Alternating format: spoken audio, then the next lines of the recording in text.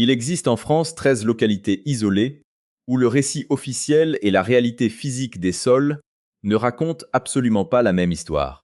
Notre enquête dresse la chronologie de ces anomalies structurelles, depuis une gigantesque forteresse militaire romaine fondée au 1er siècle de notre ère, sur laquelle un village entier a été directement rebâti, jusqu'au seul hameau littoral du pays, que la montée des eaux isole mécaniquement du reste du continent, 2 fois par jour, à des horaires immuables.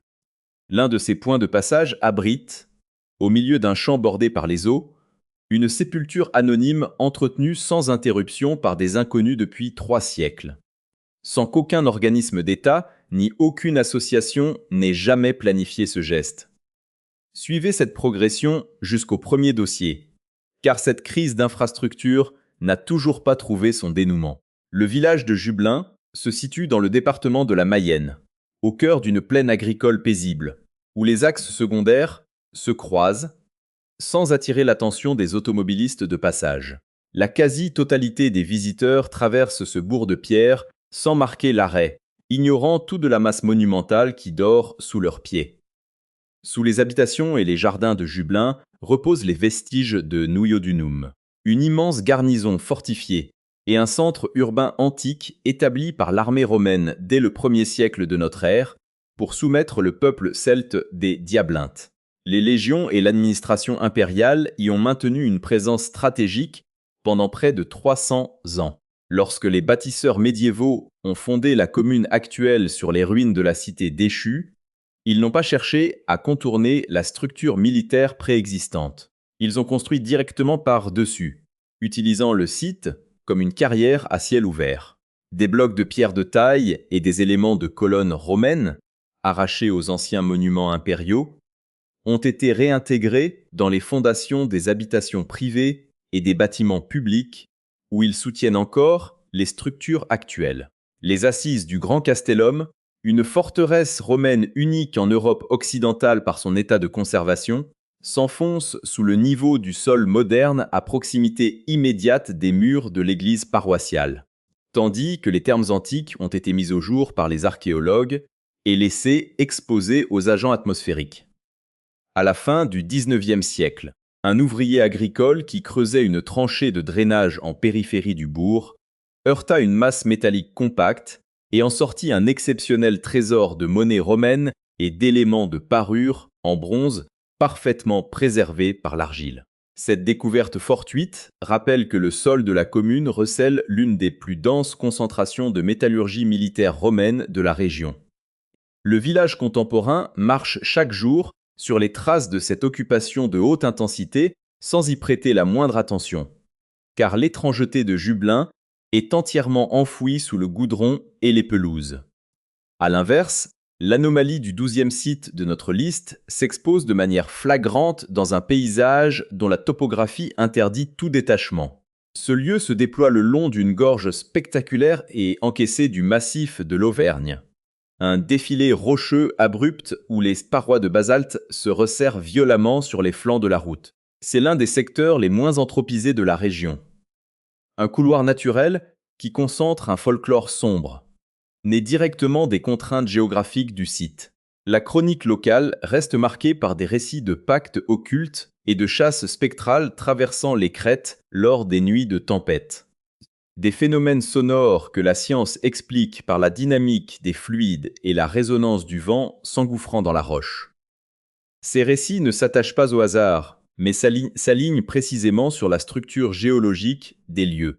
La vallée est si profonde et les parois si proches que les vibrations acoustiques précèdent la perception visuelle de la moindre perturbation météorologique. Le vent y produit des grondements permanents que les populations locales ont interprétés pendant des générations comme les signes d'une activité invisible.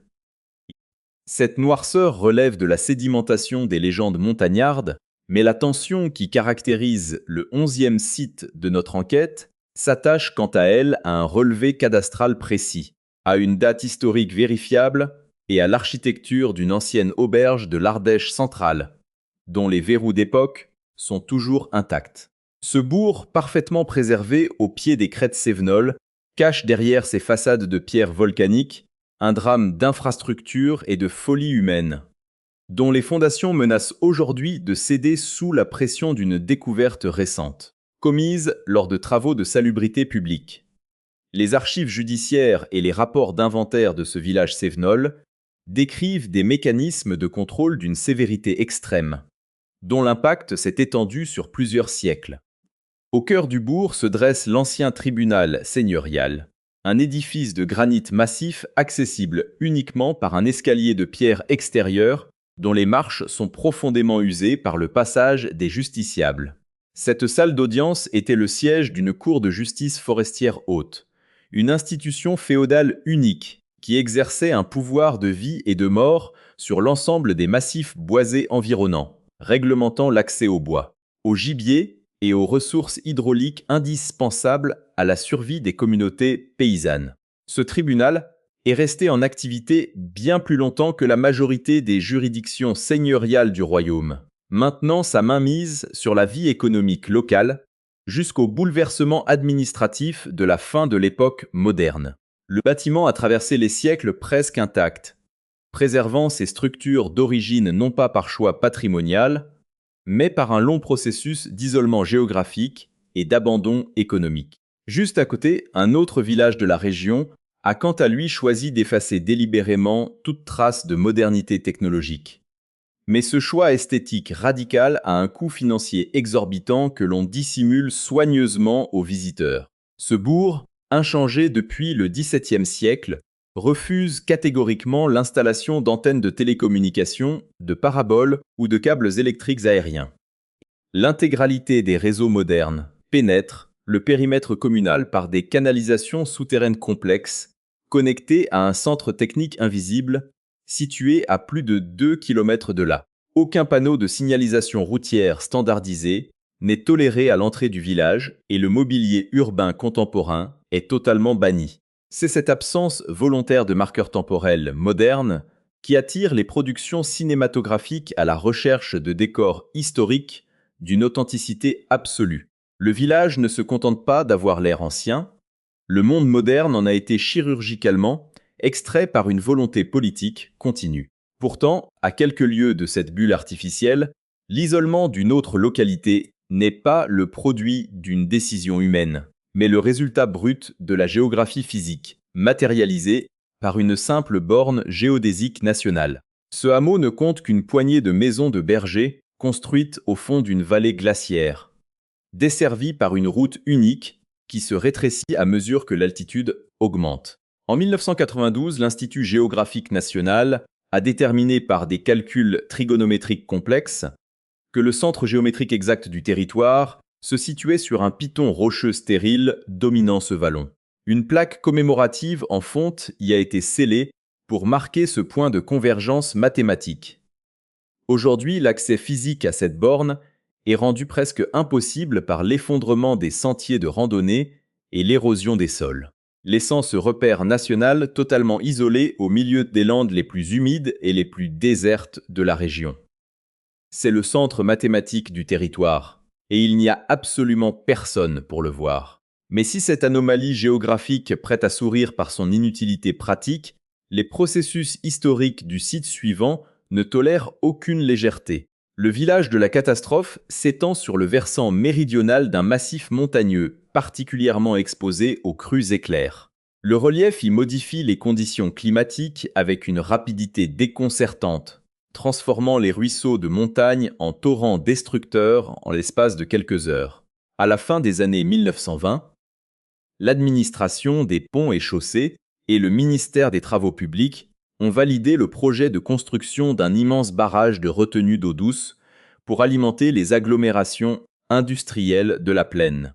La zone inondable choisie englobait un hameau agricole complet, comprenant une vingtaine de fermes en activité, l'école communale, la forge et la totalité des terres arables exploitées par les mêmes familles depuis le Moyen Âge. L'intégralité de la population a été expropriée et évacuée par la force publique.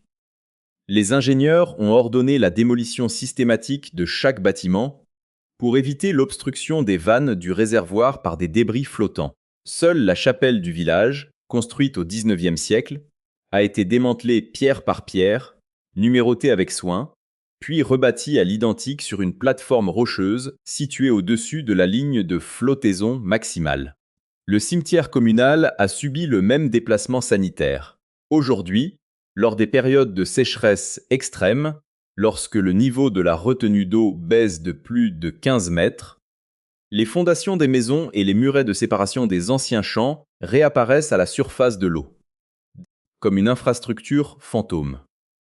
La communauté humaine ne redevient visible que lorsque la ressource hydraulique s'épuise, révélant un piège technique dont les archives départementales ont étouffé les détails économiques les plus sombres. Ces vestiges submergés ne sont pas les seuls secrets enfouis dans les replis de cette géographie tourmentée. À quelques kilomètres du réservoir, un autre village de la vallée conserve les traces d'un procès d'une violence inouïe. Mené au début du XVIIe siècle contre une riche propriétaire terrienne de confession catholique, dont l'exécution publique répondait à des impératifs économiques bien plus qu'à des critères d'orthodoxie religieuse. Contrairement au profil habituel ciblé par la justice seigneuriale de l'époque, cette femme appartenait à la haute bourgeoisie rurale, gérait plusieurs domaines agricoles d'envergure et disposait d'une influence politique locale qui menaçait directement les ambitions du bailli royal en place. Les minutes du procès révèlent que les accusations d'hérésie et de pragique ont été forgées de toutes pièces pour justifier la confiscation immédiate de ses biens immobiliers au profit de la couronne. Condamnée sans preuve concrète, elle fut exécutée au cours de l'été 1612, emportant avec elle le secret des réunions clandestines qu'elle organisait dans son domaine, et qui n'étaient, selon les historiens modernes, que des messes catholiques interdites sous le régime d'exception alors en vigueur. Sa stratégie de défense, caractérisée par un mutisme total durant les interrogatoires, est commémorée aujourd'hui par une stèle de bronze érigée à l'entrée du bourg, rappelant une injustice institutionnelle vieille de 4 siècles. Ce type de sédimentation historique se retrouve de manière encore plus brute sur un promontoire rocheux dominant l'estuaire de la Gironde. À cet endroit, loin des flux touristiques majeurs de la côte, la falaise de calcaire abrite les ruines à ciel ouvert d'une chapelle romane du 8e siècle, édifiée selon les chroniques locales après le naufrage d'un navire de commerce en provenance des îles britanniques. Ce site archéologique est classé monument historique pour une particularité unique en France. Directement taillé dans la roche vive du plateau rocheux, 6 sépultures anthropomorphes s'exposent à la pluie et au vent marin. Ces cavités funéraires ont été creusées à la forme exacte de corps humains, avec des encoches spécifiques destinées à recevoir des stèles de bois aujourd'hui disparues depuis près de 1000 ans. Les ossements ont été dispersés à l'époque médiévale, mais les silhouettes de pierre demeurent intactes, orientées vers le large comme le témoignage pétrifié d'un aménagement de l'espace que personne n'avait prévu de léguer à la postérité. Cette disparition programmée d'une communauté se matérialise de façon radicale dans un autre hameau de l'arrière-pays, où l'abandon de l'intégralité des structures s'est produit en l'espace d'une seule année à la suite des décisions catastrophiques d'un unique propriétaire foncier. Le château, qui constituait le cœur économique de ce domaine, se dresse aujourd'hui sans toiture, ses murs de soutènement limitant un vide structurel impressionnant.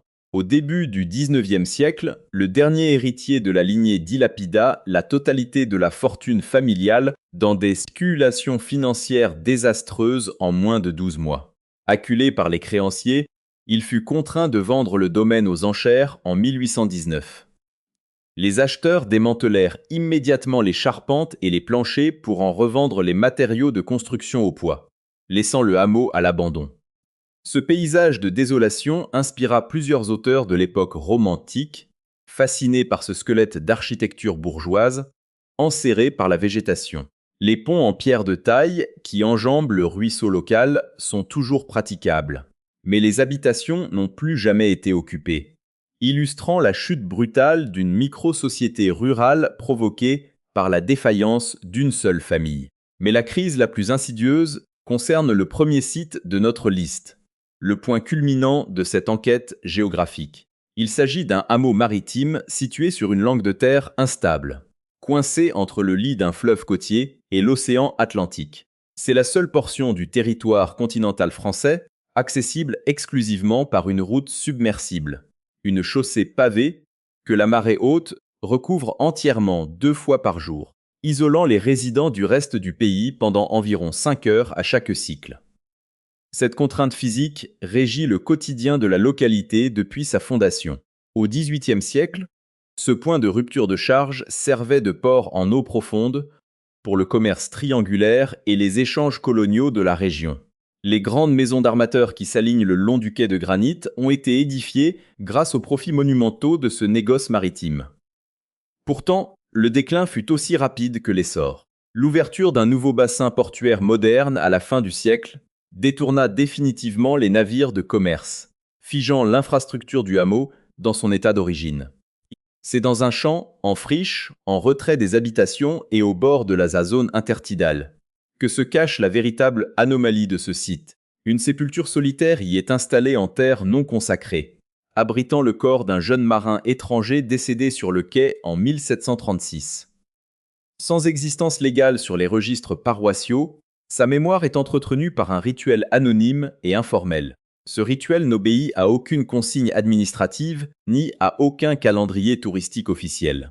Depuis près de 3 siècles, des passants, des marins de passage et des habitants des communes limitrophes viennent déposer des galets peints et des pierres gravées sur cette sépulture isolée, renouvelant les offrandes à mesure que les tempêtes hivernales les dispersent. Aucun comité de sauvegarde, aucune municipalité, aucune société d'histoire locale n'organise ce fleurissement minéral. Les gens découvrent l'emplacement par le bouche à oreille ou en suivant les lignes de fracture de la chaussée submersible, déposent leurs témoignages, puis s'en vont avant que la mer ne remonte. La richesse monumentale qui a permis de bâtir les façades de pierre de taille du front de mer provient directement de ce même négoce maritime qui a laissé ce corps anonyme seul dans un champ de la côte atlantique. 2 fois par jour, la marée continue de couper physiquement le hameau du continent, verrouillant les accès et protégeant ce secret d'infrastructure de la curiosité de masse, pendant que les pierres continuent de s'accumuler sur la terre stérile. Cette sédimentation des mémoires invisibles met en lumière la fragilité des réseaux humains face aux réalités géographiques et économiques. L'histoire officielle des cartes et des guides touristiques a choisi d'élaguer ces anomalies pour présenter une trajectoire linéaire et rassurante du développement du territoire. Pourtant, la topographie ne ment pas. Qu'il s'agisse des fondations romaines qui déforment les caves des maisons de Jublain, des lignes de basseaux qui trahissent les ruines du village englouti sous le réservoir, ou des tombes rupestres creusées à la main dans le calcaire de l'estuaire. Les marqueurs physiques de ces crises passées restent gravés dans le sol de France.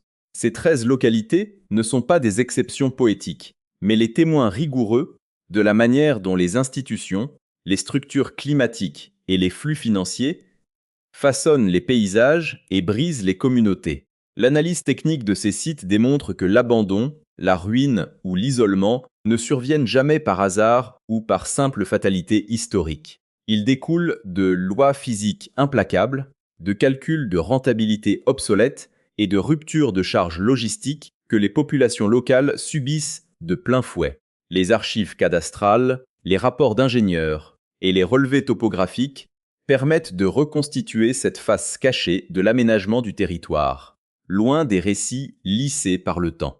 Le premier dossier de cette série, cette route de vases et de pavés que l'océan efface à intervalles réguliers, demeure le symbole le plus net de cette lutte permanente entre la structure technique humaine et la dynamique des milieux naturels. Le cycle des marées se poursuit, les infrastructures vieillissent et les dossiers de ces crises territoriales restent ouverts, inscrits à même la pierre et le sable, pour quiconque sait déchiffrer les anomalies de la surface. L'effacement cyclique de cette route littorale ne marque pas une fin, mais le point d'ancrage d'une réflexion globale sur l'obsolescence programmée de nos implantations humaines. Ce 13e et dernier site, soumis aux pulsations de l'océan, résume à lui seul la collision entre la rigidité des infrastructures terrestres et la fluidité des milieux naturels.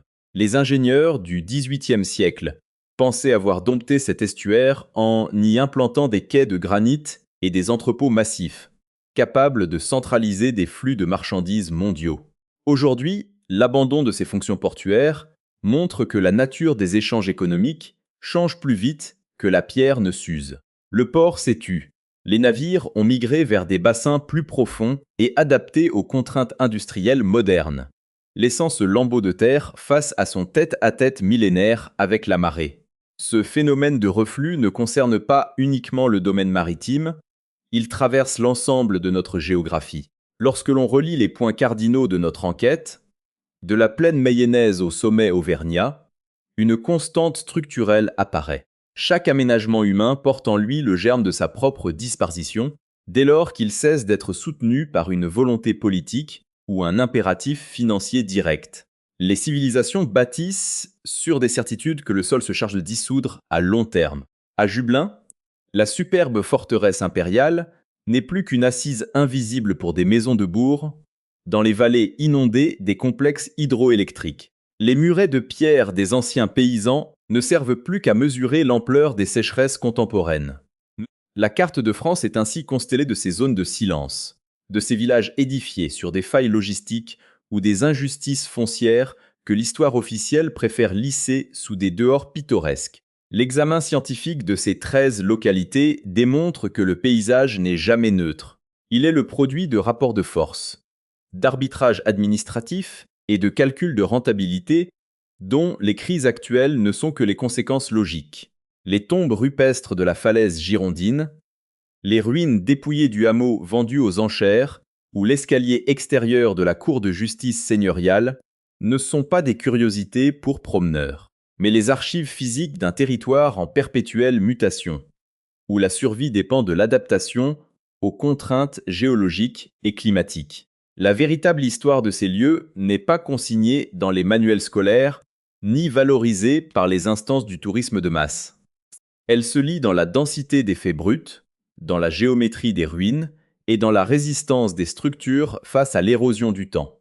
Alors que la mer recouvre une fois de plus la chaussée pavée, isolant le hameau de l'estuaire et sa sépulture oubliée, le constat reste implacable. L'aménagement du territoire est un équilibre instable, une négociation suspendue entre la volonté des hommes et la permanence des lois physiques. Ces 13 enquêtes lèvent le voile sur la fragilité de nos installations et rappellent que sous le goudron de nos routes modernes, les crises du passé attendent simplement que les eaux se retirent pour réapparaître.